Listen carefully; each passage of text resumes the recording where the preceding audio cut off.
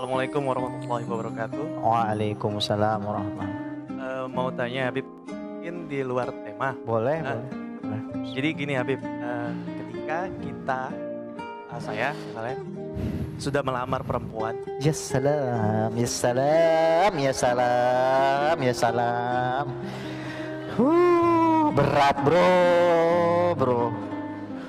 Ya. Ha. sudah melamar perempuan dengan mahar sekian-sekian, Ya salam. lalu di tengah prosesnya nih, dia menerima lamaran orang lain.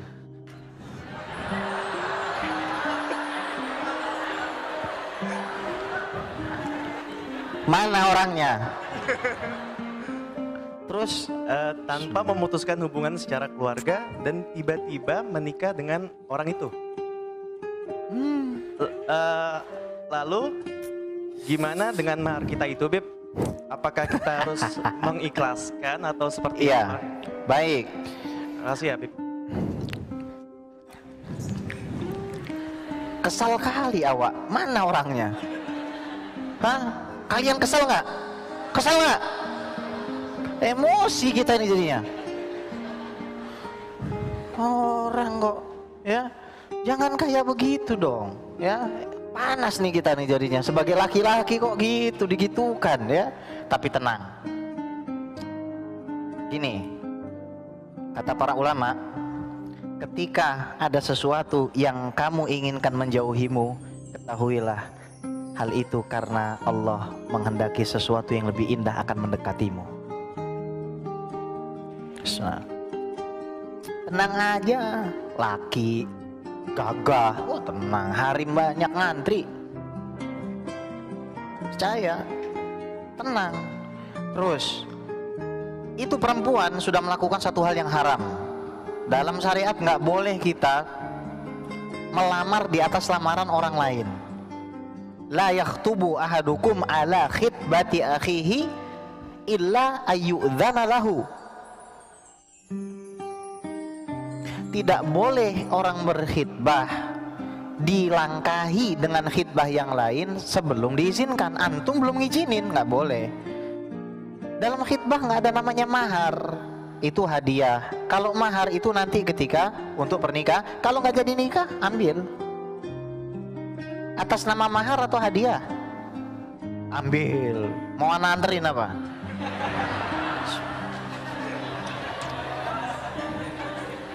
Emosi awak, asli. Habib Novel ini nanti malam ngajar, coba ditanyain lagi kayak begitu. Kesel itu Habib Novel. Iya, udah antum ambil lagi. Mohon maaf, ini kan akadnya mahar. Akad mahar itu kalau terjadi pernikahan. No nikah, no mahar dong. Gitu. Ya. Nah, tenang ya. Antum berapa umur? Antum akhir tahun ini nikah insya Allah. Masalah sama siapa bukan urusan saya. Ya, ada lagi nggak yang mau nanya? Baik, Ikhwan, ada yang bertanya lagi sebelum digeser ke Akhwat? Ayo Ikhwan, kalau malu bilang ada kawan saya, itu ya bilang. Ya boleh itu, nggak apa-apa Ustaz. Assalamualaikum Habib, izin bertanya, bagaimana cara memberikan pengertian kepada orang tua kita yang meminta untuk menikah secepatnya? Jazakallah khair.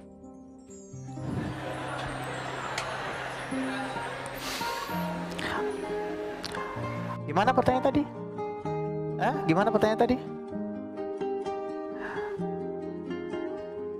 Bagaimana cara memberikan pengertian kepada orang tua kita yang meminta untuk menikah secepatnya? Baik. Calonnya mana? Gitu aja kok repot. Calonnya mana, Pak? Loh, aku disuruh nikah sama siapa? Sama tembok. Mana calonnya? Mana? Kalau ada calonnya, lihat sekufu nggak? Sepemikiran nggak? Punya latar belakang yang mirip nggak? Kalau ternyata cuma ngomong kapan kamu nikah, itu sama aja kita ada tamu terus kita bilang lapar nggak, makanannya nggak dikasih, nanya doang lapar nggak. Jangan nanya kapan nikah tapi nggak ngasih jodohnya. Kapan nikah? Kapan nikah? Nanti pas ada orang takziah kematian ditanya balik, kapan nyusul? Kapan nyusul? Emosi nanti. Udah, kalau ada orang tua tanya begitu, bilang aja, segera. Sambil usap-usap lo punggungnya. Peluk. Segera bu, insya Allah. Gituin aja. Segera insya Allah. Cium keningnya. Tolong ingat, ini pelajaran pada hari ini ya, yang paling utama, salah satu yang paling utama, man asya khadiman tahta qadami ummihi asya sayyidan fawqa ru'usi qaumihi. Barang siapa hidupnya berada di bawah telapak kaki ibunya, diinjak supaya ibunya bisa hidup, maka orang itu akan bangkit dalam keadaan diletakkan di atas kepala kaumnya. Urusi ibumu. Urusi ibumu. Senang kamu nanti. Bahagiakan ibumu. Senang kamu nanti. Bahagia. Senang. Enak hidup. Kenapa? Ngurusin ibu. Saya punya saudara jauh di daerah Jawa. Sampai umur 50 tahun belum nikah. Sayyid, keturunan Nabi yang ganteng, 50 tahun belum nikah. Sampai umur 50 tahun baru nikah. Terus hidupnya ngapain? Ngurusin uminya. Uminya meninggal, dia baru zuat. Dapat jodohnya siapa? Syarifah, umur 20 tahun. Cantik. Kenapa? Gara-gara ngurusin umi. Ya Mi. Ya Mi. Ya Mi. Nah ini kadang-kadang jidahnya neneknya dimainin. Saya lihat video tadi di mana? Di media sosial. Jidah, kan rumah neneknya kebanjiran. Jidah nggak usah pulang aja ya, pulang naik getek aja. Tahu nggak sama jadi diomongin apa? Kepala lu bau menyan, gituin. Bahaya. Orang tua ngedoain, ini orang nggak sadar lagi didoain. Kepala bau menyan. Apa ada laki-laki mau sama perempuan yang kepalanya bau menyan? Ngawur ya. Hati-hati sama orang tua itu. Ini ngawur, anak zaman sekarang ini ngawur asli. Parah bener anak zaman sekarang ini. Ya, makanya teman-teman semua yang ada di sini, ayo kita ajak mereka. Ayo ajak, ramaikan masjid. Semangat. That's the very least that you can do. Itu adalah minimum yang harus antum lakukan. Ajak orang ke masjid. Yuk ikut kajian di mana? Di Kui Ngaji Remisha. Yuk ikut kajian di mana? Di Sonar. Yuk ikut kajian di mana? Di sini. Di Karib di mana? Kami ini di Tangerang, sehingga anak-anak mudanya itu nggak terpapar. Sampai waktu itu ada video apa? Perempuan lagi sekarat koma. Terus anaknya bilang sama bapaknya, "Pak, dulu kan mama suka main TikTok." Kalau gitu kita TikTokan aja. Dia pasang handphone dia gini-gini. Terus mamanya bangun. Mamanya bangun, tangannya gerak-gerak. Gusti Allah, ini kenapa ini umatnya Nabi jadi kayak begini ya? Kalau TikTokannya ngaji gitu, enggak apa-apa, ini TikTokan. Ya, khidmat sama ibu. Kalau nih, cara nguji orang itu gini loh, kalau ada orang datang ke rumah, kamu sayang nggak sama ibu sama ayahku? Bisa sayang nggak? Bisa cinta nggak sama ibu sama ayahku? Bisa mau nggak bantu aku ngurus ibu sama ayahku? Karena hidupku untuk ibu dan ayahku.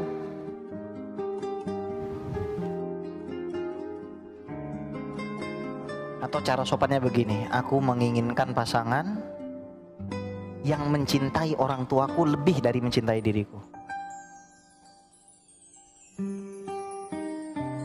Kalau anak Remisha siap, pasti ya, pasti siap. Jangan sampai antum keluar dari rahmatnya orang tua. Pokoknya orang tua itu keramat. Barang siapa menghargai orang tuanya, maka hidupnya akan bahagia. Siapa yang menghinakan orang tuanya, hidupnya pasti celaka. Baik. Assalamualaikum warahmatullahi wabarakatuh. Waalaikumsalam warahmatullahi wabarakatuh. Jazakallah khair Habib, izin bertanya tapi mohon maaf di luar tema. Ya. Yang mau saya tanyakan adalah apakah dalam pernikahan itu harus semanhaj? Nah, jika saya pribadi nggak bersikap salah nggak Habib? Kalau misalnya kita belajar sama banyak guru di semua kelompok dan kita membaur ke semuanya, tidak mengeksklusifkan diri terhadap suatu kelompok dan juga tidak mau menghakimi atau menganggap perbedaan itu ke orang lain gitu. Dan dalam memilih pasangan, apakah kita harus cari yang seprinsip sama kita seperti itu atau bagaimana jika nanti yang saya temukan adalah berbeda, mempatokkan atau bermanhaj sama satu itu dan mewajibkan saya untuk mengikutinya gitu. Itu bagaimana ya Habib? Baik. Ya, assalamualaikum. Terima kasih. Tolong diingat ini. Cinta tidak pernah memaksa. Tolong resapi dalam-dalam perkataan itu. Cinta itu tidak memaksa. Rasul pernah maksa. Jangan paksa. Nabi Nuh alaihissalam pernah maksa anaknya. Meskipun anaknya akhirnya harus tenggelam, apakah Nabi Nuh alaihissalam maksa? Itu bukan cinta, itu ego. Karena cinta adalah pertemuan dan dialog dari dua aku. Yang mana dua aku ini bertemu sehingga melahirkan tanggung jawab dan kasih sayang. Kalau hanya ada satu aku, itu bukan cinta. Itu ego. Makanya di dalam fase pertama, tahapan orang bisa jatuh cinta, fase pertama adalah mencari kesesuaian. Kesesuaian ini yang disebut di dalam istilah agama dengan kafaah. Cari yang sepemikiran, sah. Kenapa? Meminimalisir konflik dan friksi yang akan terjadi pada saat kamu menikah. Saya seorang Asy'ari. Akidah saya Ahlus Sunnah wal Jamaah. Fikih saya Syafi'i. Tasawuf saya Junaid al-Baghdadi dan Ghazali, Ba'alawi. Maka sudah sewajarnya saya mencari orang yang satu prinsip atau paling tidak mempermasalahkan prinsip saya itu.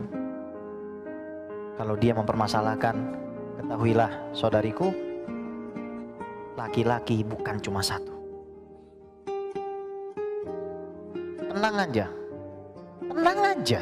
Kenapa? Ngapain pusing-pusing? Tenang aja. Ya, benar nggak? Di busway aja sering ketemu laki-laki kok. Nggak cuma satu kan? Ya, tenang aja ya. Jadi anti cari dengan yang sepemikiran itu sangat wajar. Ada ustadz cerita sampai ngamuk-ngamuk. Ini ustadz nggak pernah ngamuk sampai ngamuk di videonya. Ngamuk gimana, Bib? Bayangin aja ada suami menceraikan istrinya gara-gara istrinya dibilang nggak semanhaj. Ada nggak orang cerai gara-gara doa kunut? Ada. Aneh banget. Itu semua gara-gara apa? Nggak ikut training pranikah bersama Habib Ges.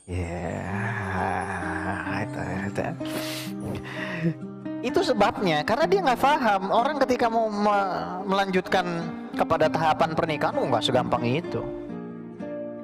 Nggak segampang itu. Tidak ada laki-laki dan perempuan, tidak ada laki-laki dan perempuan yang tidak bisa mencintai dan dicintai. Yang ada hanyalah laki-laki dan perempuan yang tidak tahu bagaimana melakukan hal-hal yang menyebabkan dirinya dicintai. Fisik nggak ada kaitan dengan cinta. Kaya nggak ada kaitan dengan cinta. Popularitas nggak ada kaitan dengan cinta. Cinta itu tempatnya di dada, saudaraku. Panjang nih ya. Tunggu saja tanggal mainnya. Ya, tunggu saja tanggal mainnya. Lagi digodok acaranya. Insya Allah. Baik. Silakan kalau ada pertanyaan lain.